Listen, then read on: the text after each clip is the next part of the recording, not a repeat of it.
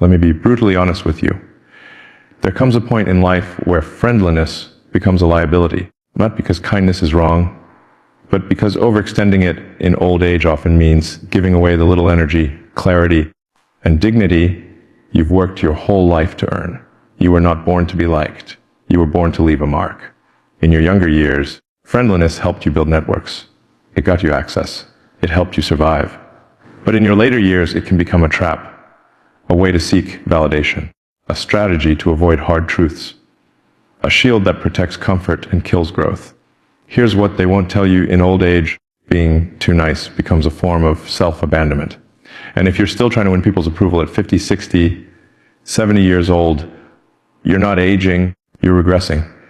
Let's break this illusion down. Friendliness can be a beautiful thing. It builds bridges, softens hearts, and brings people together. But there's a dangerous illusion that creeps in as we get older, the belief that being endlessly friendly equates to being wise. That because you've lived longer, you must also tolerate more, accept more, smile more, and speak less. It's a trap, a slow erosion of self-respect hidden under the mask of maturity. Let's tell the truth. Many people confuse excessive friendliness with wisdom, but the two couldn't be further apart. Real wisdom knows where to draw the line. Real wisdom doesn't fear the cost of being honest. Real wisdom understands that saying no at the right time is far more powerful than saying yes to keep the peace. As you age, people start projecting onto you. They expect you to be available, to play the role of the peacekeeper, the understanding elder, the always patient listener. They come to you not because they respect your time, but because they believe you won't say no. They think you're too kind, too wise, too experienced to push back. That's when friendliness stops being a strength and starts becoming a liability. You begin to shrink. You give up your personal time to help someone move their furniture. Again, you listen to the same people vent about the same problems they've made no effort to solve. You say yes to events you don't want to attend. You make space in your life for people who wouldn't do the same for you. You give and give and give until there's nothing left for yourself. And worst of all, you convince yourself this is noble. But it's not noble. It's naive. It's weakness dressed up as humility. There's a reason boundaries exist. They're not walls to keep others out. They're filters to keep your purpose in. In your later years, your time becomes more valuable, not less. Your energy is more sacred, not more disposable. Every conversation, every commitment, every interaction has a cost.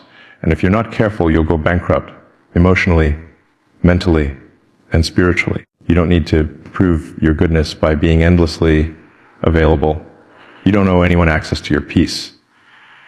You've earned the right to protect your space. You've walked through fire, made sacrifices, endured heartbreak, lost opportunities, missed sleep, and carried burdens no one will ever understand. And now, you're supposed to throw away your hard-earned clarity for the sake of being nice. No, not anymore.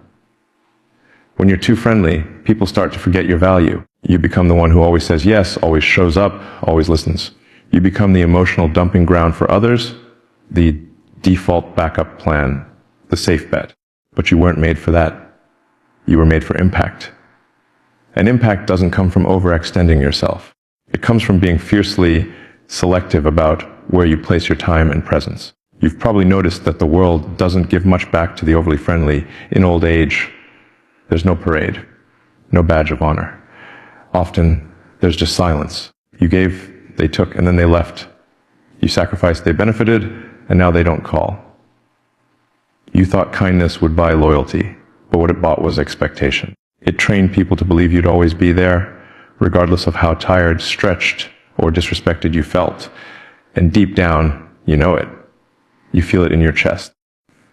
The quiet resentment that builds up after yet another favor. The invisible weight that grows heavier every time you don't speak your truth. The sting of being forgotten until you're needed. That's not wisdom. That's self-abandonment.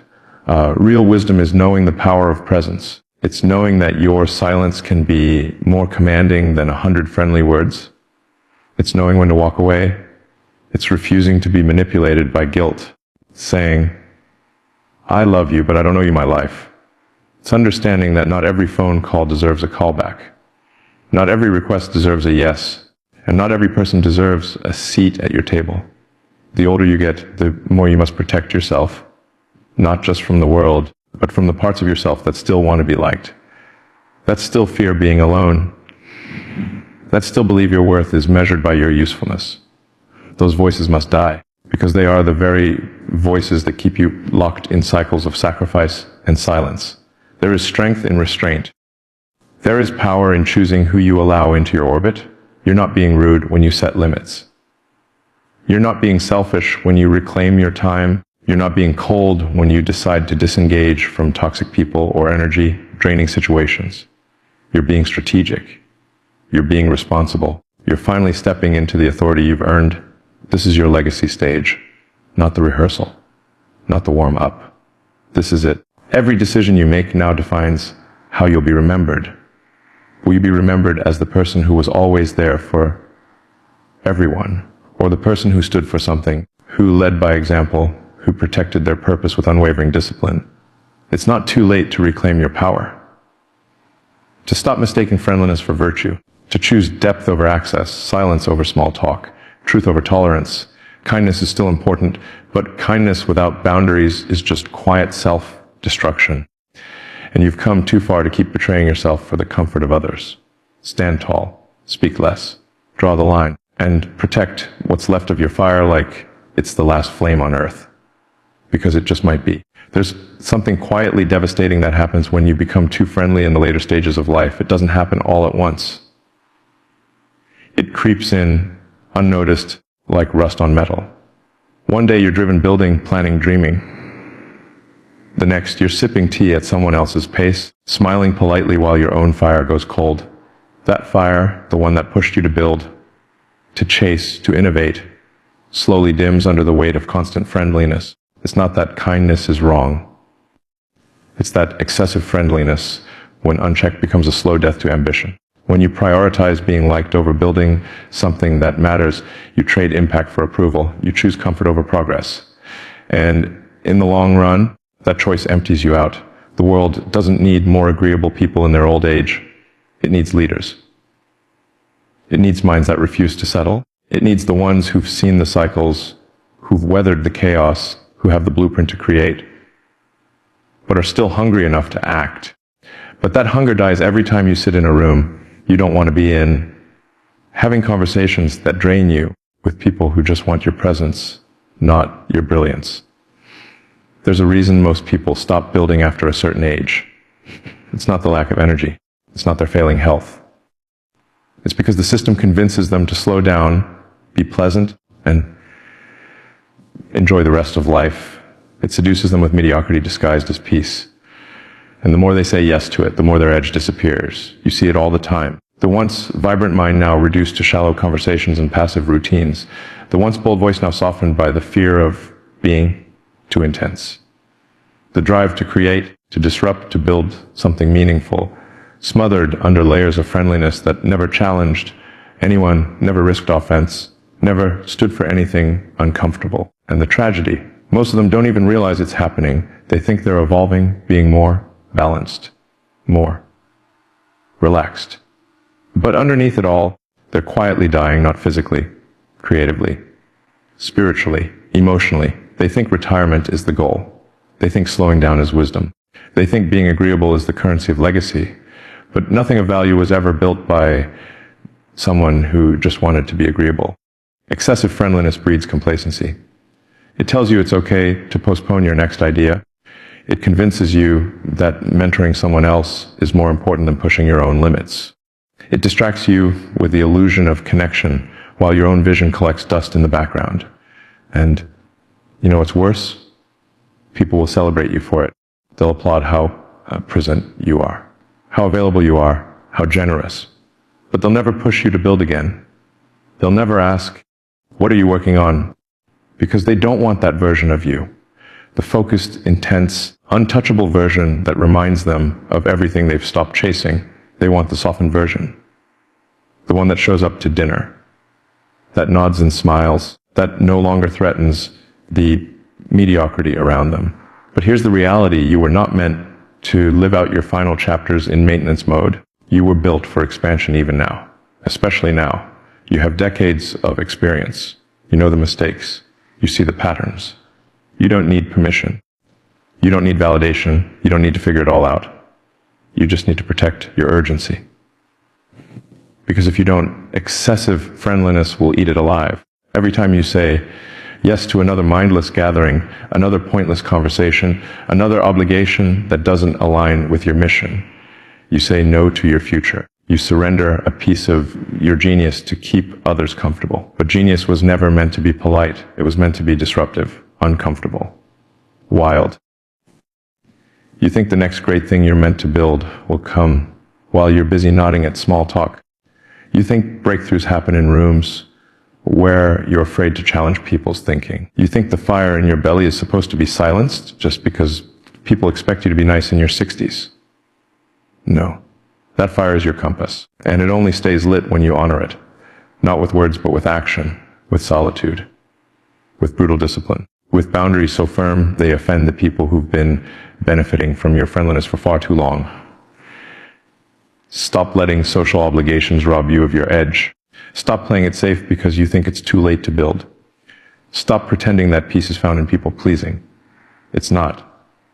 Real peace is found in creation, in purpose, in the pursuit of what sets your soul on fire again and again. If there's still breath in your lungs, then there's still something for you to build: a business, a book, a system, a philosophy, a vision, something only you can leave behind. But you'll never find it in comfort. You'll never find it in passiveness. And you damn sure won't find it in being the friendly one that everyone relies on but no one remembers. You don't need more people around you. You need more silence. More strategy, more time alone with your mission. You need to remember who you were before the world told you to be nice. That version of you, the builder, the innovator, the rebel, isn't gone. He's waiting. She's waiting.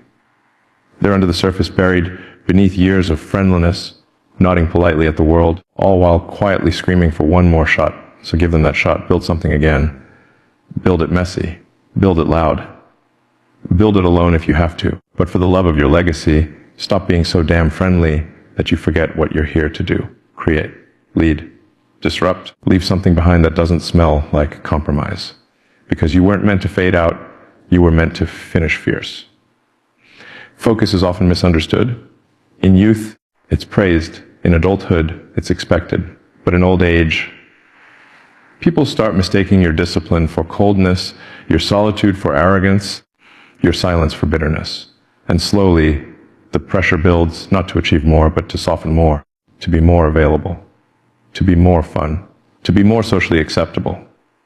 And that's when people start apologizing for simply being focused. They start feeling guilty for skipping events, for not replying to messages, for choosing work over chit-chat, for pursuing goals that others no longer understand. They water themselves down to keep up the illusion of friendliness.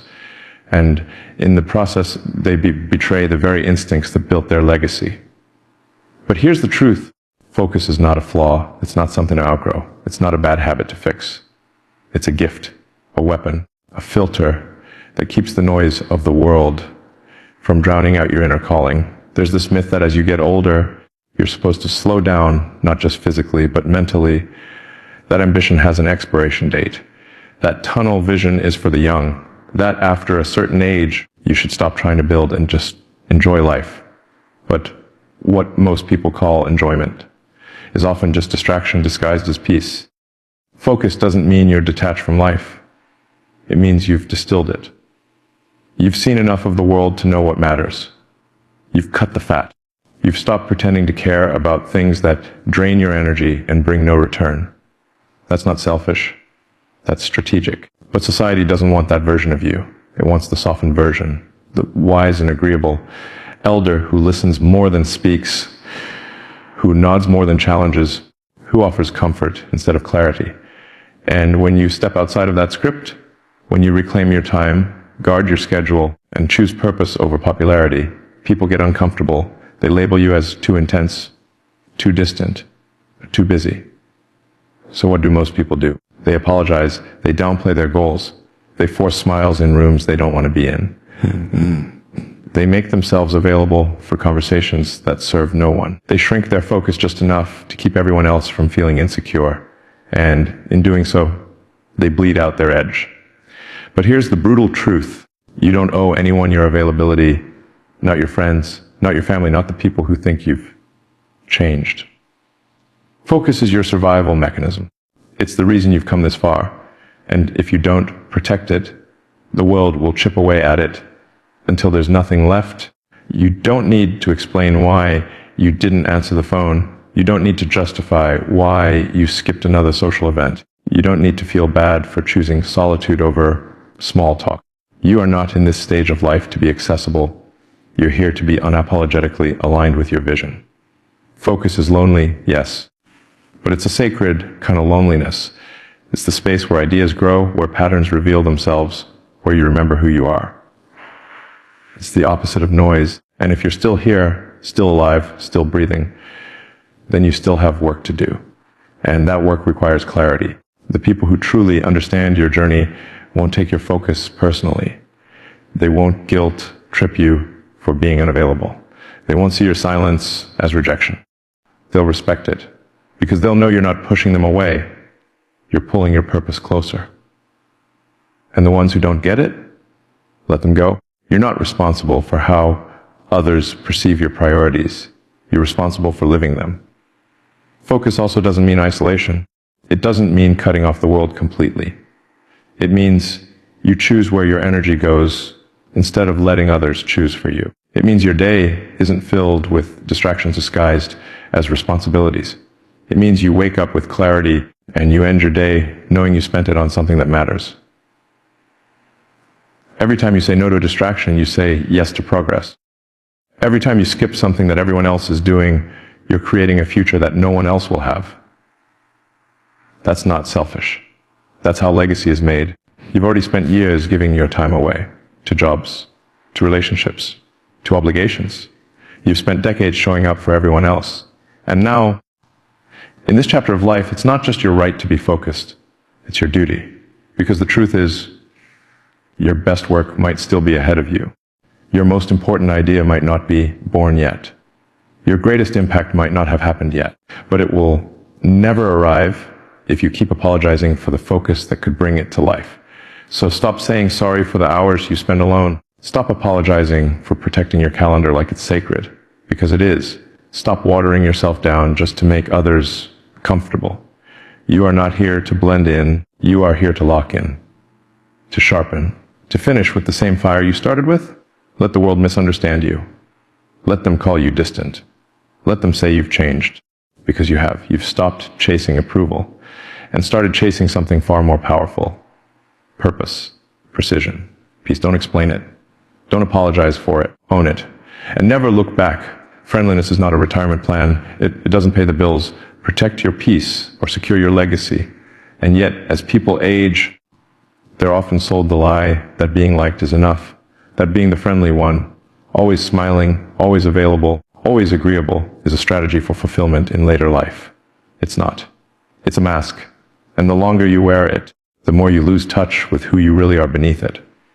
There's a dangerous belief that once you've reached a certain age, you've earned the right to sit back, be everyone's favorite, and live out your days in soft conversations and quiet gatherings.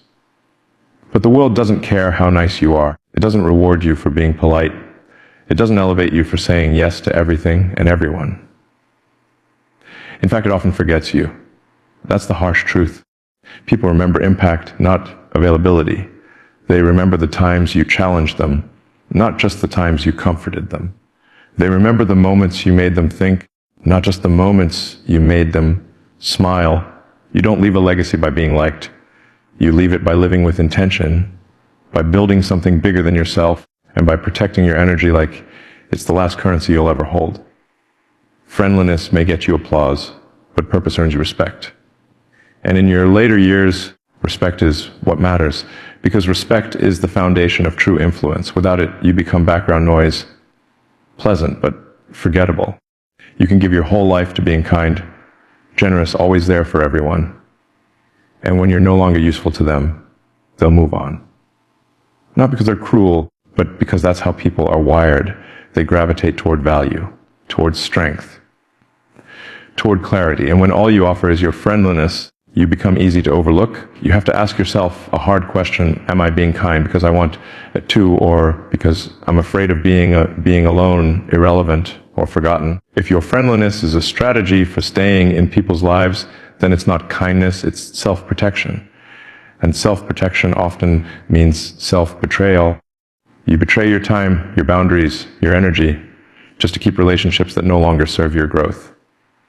Somewhere along the line, society convinced older people that their role was to soften, to be the gentle elder, to hold their tongue and just be there. But that's not your only option. You can be sharp, focused, unavailable to anything that doesn't align with your mission. You can be feared a little, respected deeply, and still kind, just not soft.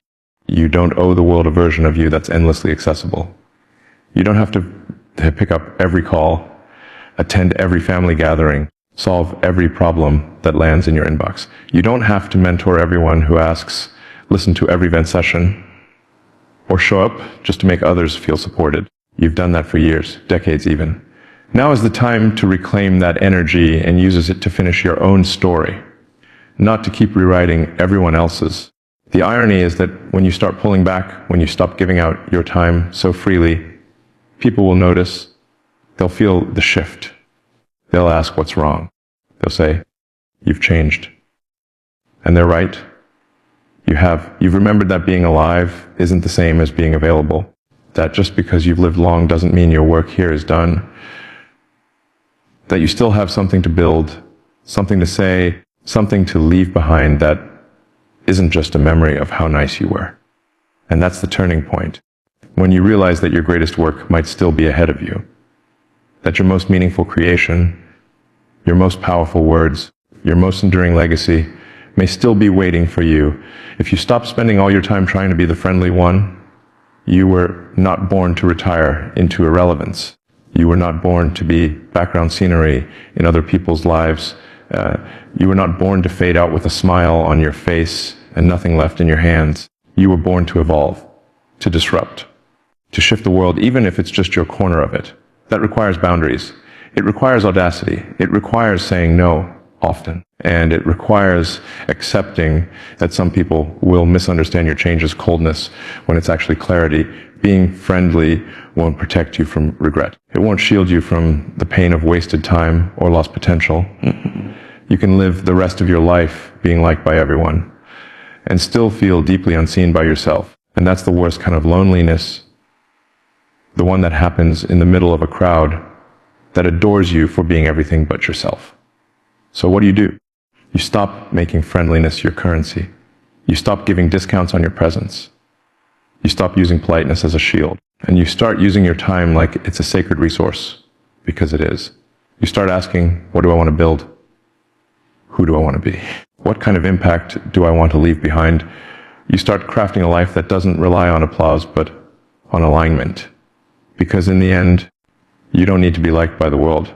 You need to be remembered for something real, something bold, something that looked like truth and sounded like fire. And that will never happen if all you chase is friendliness. If you're listening to this and you're over 50, over 60, whatever the number, hear me clearly. Your mission isn't over. Your power isn't gone. Your time hasn't expired. But your softness needs to. Start saying no to anything that drains you. Start saying yes only to the things that multiply your vision. Remove people who don't bring clarity. Cut off activities that bring zero growth. And most importantly, stop asking for permission to live the rest of your life on your terms. You've got limited time, limited energy, and unlimited potential if you stop wasting it on being too nice. From this moment on, become unapologetically focused. Speak less, do more. Care less about opinions and more about execution. Forget fitting in. It's time to stand out. You are not here to age politely. You are here to finish loud, legendary, and untouchable. Get to work.